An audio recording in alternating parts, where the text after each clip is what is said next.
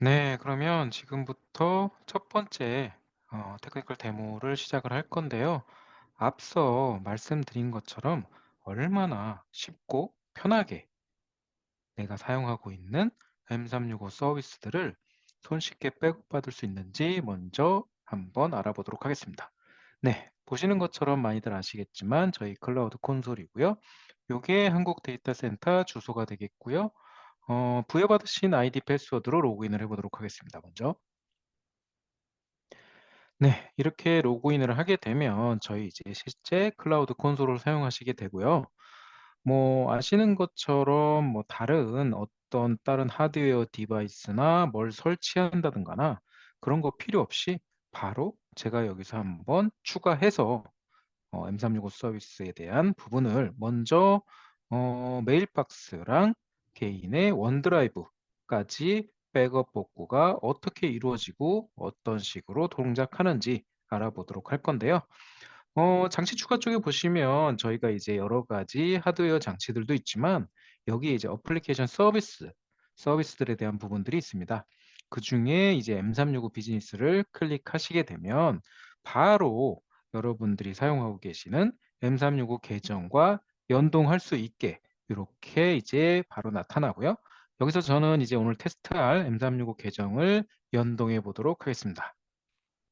네. 이렇게 MS 쪽에서 연동이 되면서 저희 아쿠로니스 클라우드 콘솔에게 어떤 이러한 권한들, 백업을 받기 위한 권한들을 허용할 것이냐라고 물어보는 화면이 나오고요. 여기서 요거를 제가 accept 즉 허용하겠다라고 하게 되면 요런 식으로 예 이제 등록 과정에 대한 시간이 나타나면서 이렇게 간단하게 등록이 되는 것을 확인할 수 있었고요. 보시면 저희 도메인 회사 정보와 그다음에 M365 기본 구조, 그룹 프로젝트들 아니면 공용 폴더라든지 사이트 컬렉션이라든지 팀즈 그리고 사용자 이런 기본 구조가 나오게 되겠고요. 이 구조 안에서 내가 백업받고 싶은 그러한 것들을 설정해서 백업 및 복구를 수행할 수 있습니다. 자, 그러면 먼저 사용자 부분에 들어가 보도록 할까요? 어떤 사용자들이 있는지 한번 보고요. 이 중에서 제 거를 먼저 테스트를 좀 해볼 거기 때문에 먼저 제 이름을 한번 클릭을 해 보고요. 해당 이름에 대한 부분을 백업 계획을 먼저 세워 보도록 하겠습니다. 네, 그러면 지금 뭐 여러 가지 백업 계획들이 있는데 새로운 백업 계획을 하나 만들어 보도록 하겠습니다. 보시는 것처럼 어떤 백업 계획인지 그리고 어떤 백업 대상인지 당연히 제가 메일박스를 먼저 할 거기 때문에 메일박스를 클릭을 할 거고요. 개인에 대한 부분이기 때문에 메일박스와 한 가지 더 원드라이브 이렇게 두 가지에 대한 백업 계획을 세울 수 있게 되어져 있습니다. 그러면 메일박스 먼저 해 보도록 할 거고요. 백업 계획 이름을 헷갈리지 않게 좀 바꿔 보겠습니다.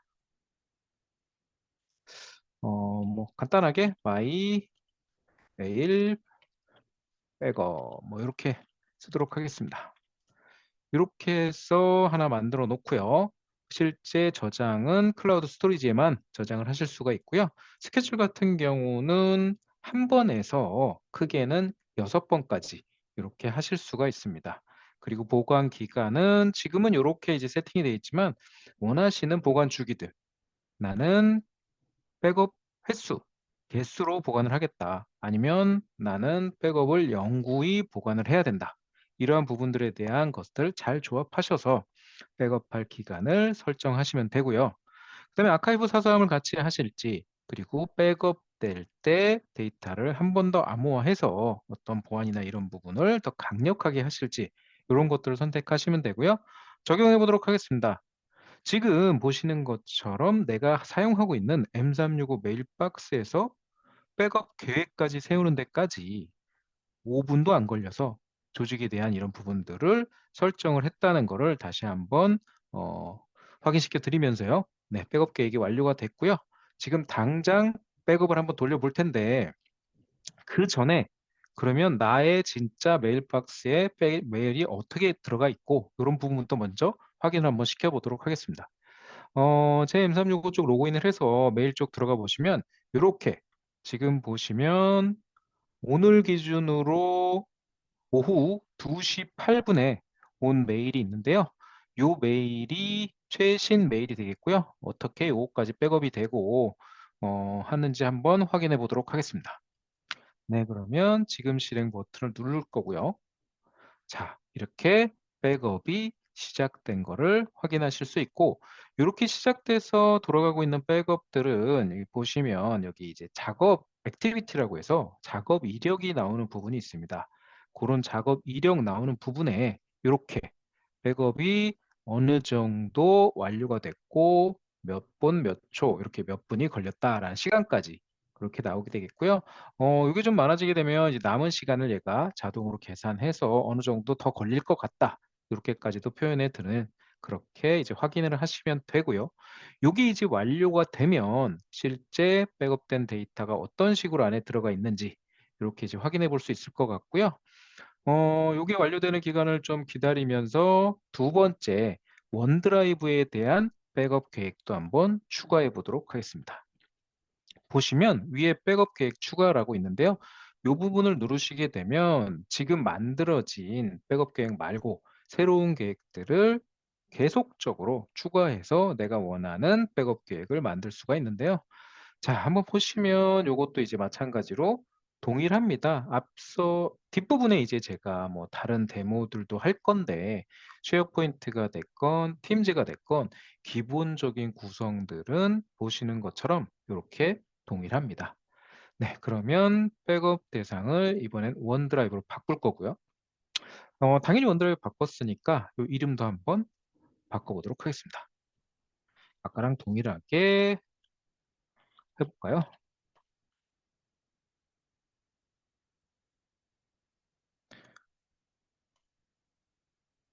네, 요렇게 백업 계획도 바꿔 주고요.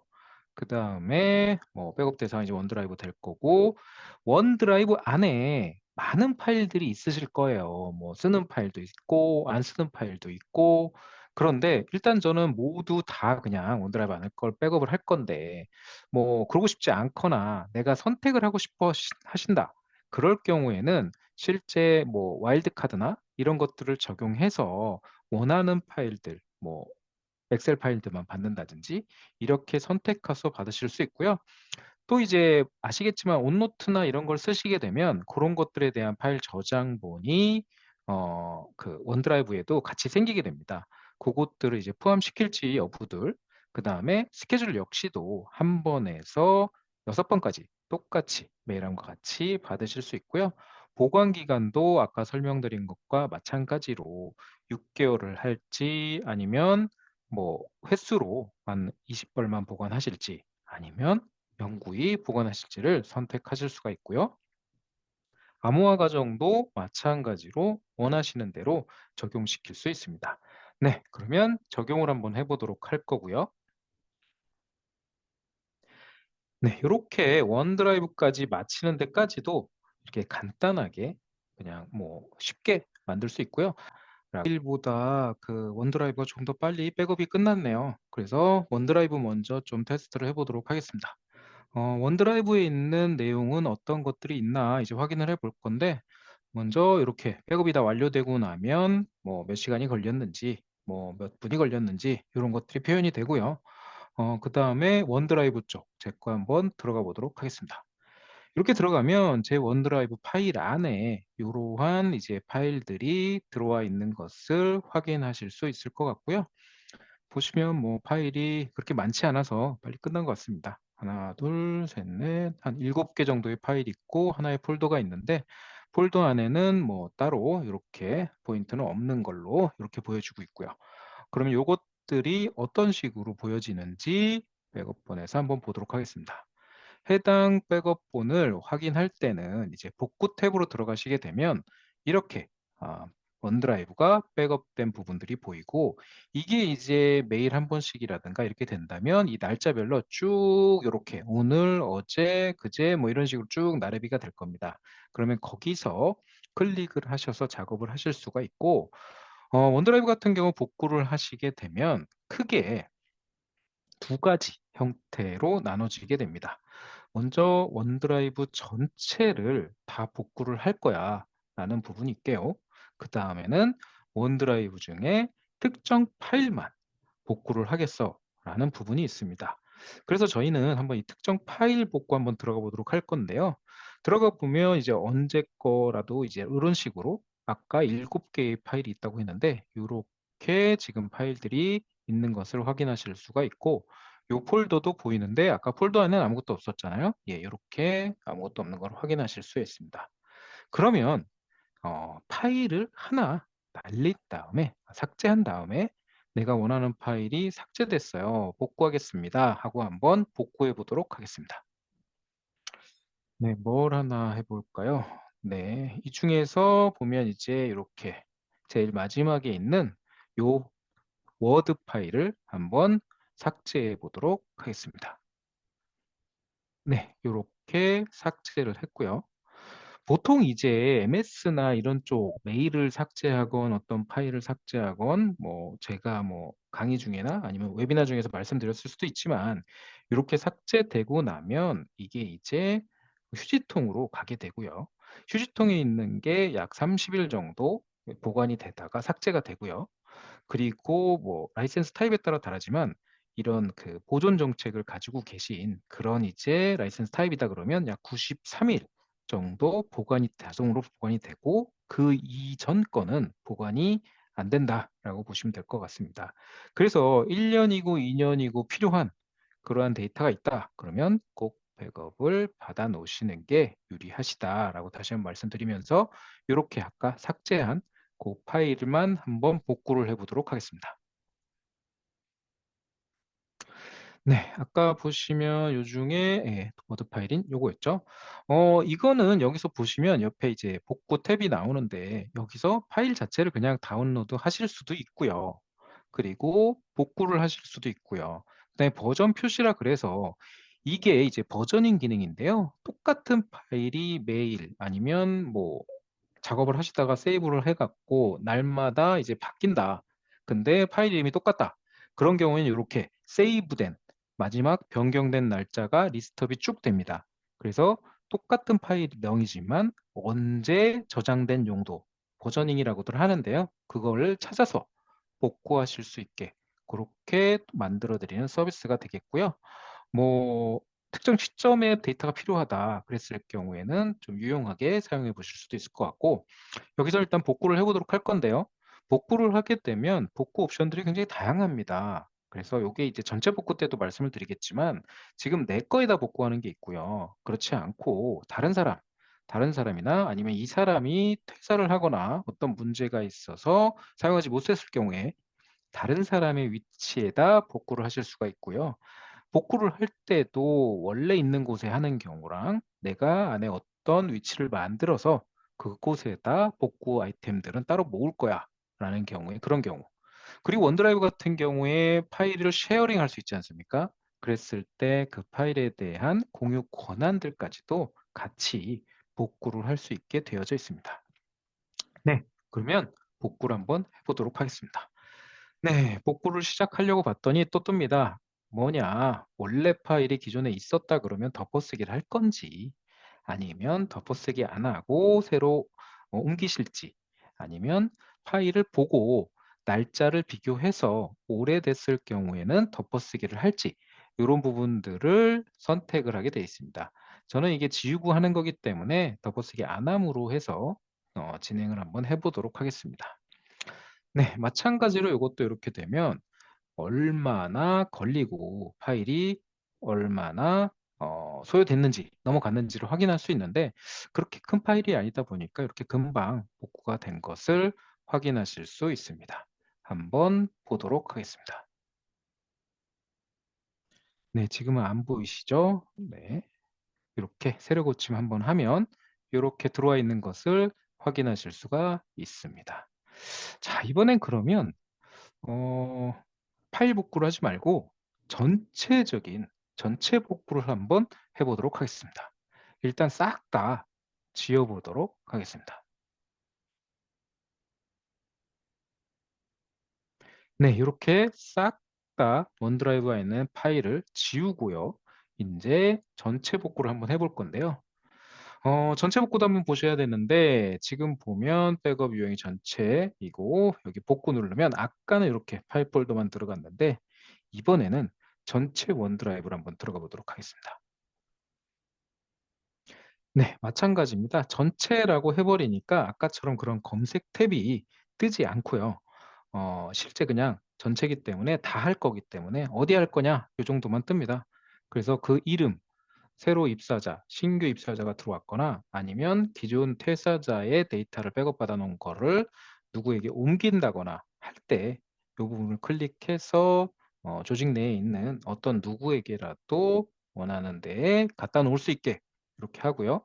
공유 권한들까지도 같이 복구할 수 있게 해 드리고 있습니다. 그러면 복구 시작 버튼을 눌러 보겠습니다.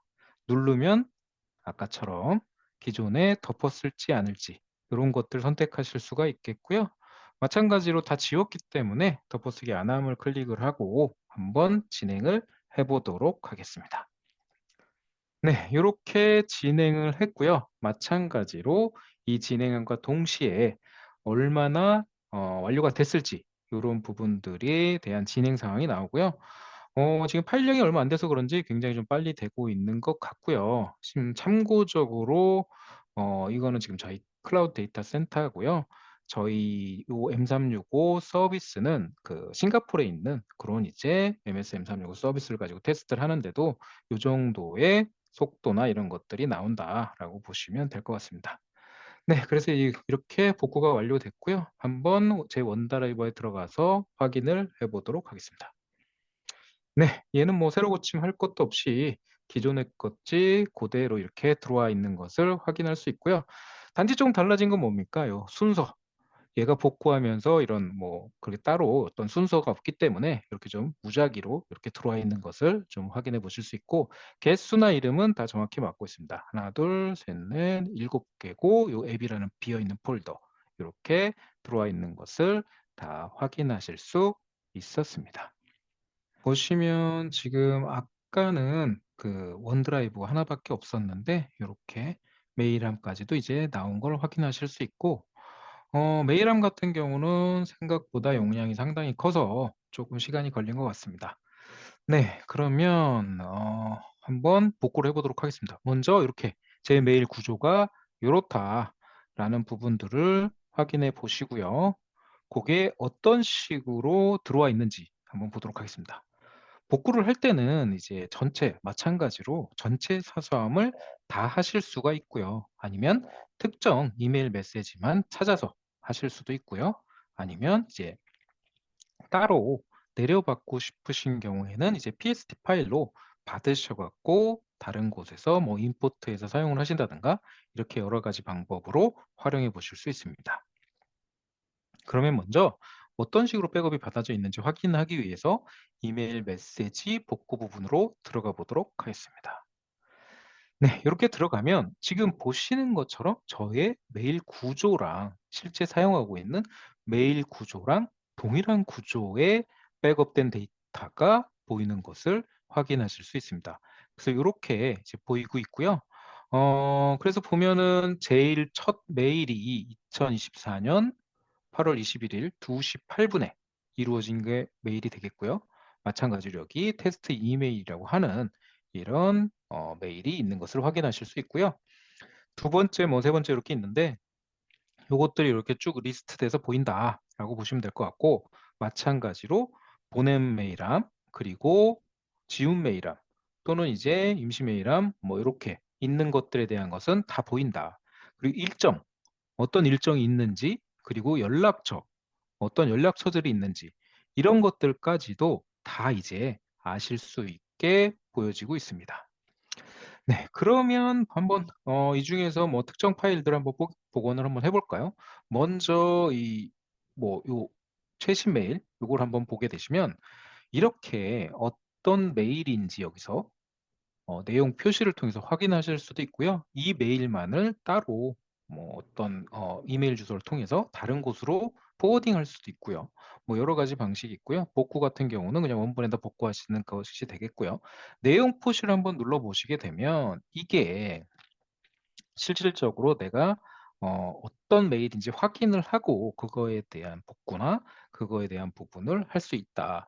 특히 이렇게 첨부 파일이나 이런 것들, 내용들까지도 같이 확인하실 수 있다라고 보시면 될 것 같고요. 여기도 마찬가지로 보시게 되면 이렇게 해당 메일에 대한 부분이 이렇게 나오게 되겠습니다. 그래서 이 메일과 동일한 메일이다라고 보시면 될 것 같고요. 그러면 우리가 이제 메일 한번 복구를 해볼 거니까요. 요 메일을 삭제를 하고 한번 복원을 해 보도록 하겠습니다. 네, 요렇게 메일을 지웠고요. 지운 편지함도 좀 지워 볼까요, 다? 네, 여기서도 해당 메일을 지워 보겠습니다. 자, 요렇게 지우게 되면 영구적으로 해당 메일을 복구할 수는 없다라고 이제 여기 나오는 거고요. 요렇게 메일이 지워졌고요. 앞에 보시면 메일이 없는 것을 확인했습니다. 그러면 해당 메일만 한번 복구를 해 보도록 하겠습니다. 뭐 다시 안 돌아가고요. 바로 여기서 복구를 해 보겠습니다. 자, 마찬가지로 이 메일을 어디다가 복구할 거냐, 원본에다 할 거냐, 아니면 조직 내에 다른 분에게 할 거냐, 이렇게 확인하실 수 있고요. 경로도 마찬가지입니다. 이 메일이 있던 원래 위치에다 할 거냐, 아니면 메일함 내에 어떤 다른 위치에다가 리커버된 것만, 복원된 것만 따로 갖다 놓을 거냐, 이런 부분을 설정해서 복구하실 수가 있습니다. 지금 뭐 보기 쉽게 그냥 원래 위치에다가 복구를 하도록 하겠습니다. 그러면 복구 시작을 누르면 아까와 마찬가지로 또 뜨겠죠. 덮어쓰기를 할 거냐 안 할 거냐. 그래서 기존 항목에 지금 없는 상태이기 때문에 뭐 덮어쓰기 안 한다라고 해서 복구를 하면 되고요. 좀 애매하시거나 기존에 항목이 있었는데 갱신을 해도 상관이 없는 경우에는 그냥 덮어쓰기 하셔도 되고요. 요거는 이제 복구할 때 원하는 옵션을 선택을 잘 하셔 가지고 복구를 하시면 될 것 같고요. 요것도 마찬가지로 용량이나 이런 게 크지 않아서 그냥 간단하게 빠르게 복구가 완료된 것을 확인하실 수 있고요. 한번 가서 이제 다시 한번 체크해 보도록 하겠습니다. 자, 메일박스 들어왔잖아요. 여기 벌써 제가 아까 삭제하고 휴지통에서 지웠던 메일들까지도 이렇게 들어와 있는 것을 확인해 보실 수 있고, 클릭해 보면 마찬가지로 원본 메일과 동일한 메일이 있음을 확인하실 수가 있습니다. 요렇게 지금 뭐 메일부터 이제 원드라이브 두 가지 정도를 알아봤는데, 지금 보시는 것처럼 얘는 뭐 전체 사서함을 하게 되면 동일합니다. 아까처럼 이제 검색이나 색이는 필요 없고 전체를 다 복구하는 거기 때문에 어디다 할지 요것만 선택하게 되고요. 그다음에 PST를 하게 되면 PST 파일을 어떻게 만들지 이렇게 만들어지고 나면 이제 떨궈지고요. 그 암호랑 비밀번호를 가지고 다음에 임포트를 해서 다른 곳에서 사용할 수 있게 이렇게 이제 만들어지고 있습니다. 이렇게 등록해서 개인의 메일함이나 아니면 원드라이브까지 백업 받고 복구해 보는 것까지 이렇게 잠깐 사이에 해볼 수 있다는 거. 요게 가장 큰, 그리고 손쉽게 빠르게 할 수 있다는 게 가장 큰 장점이었던 것 같고요.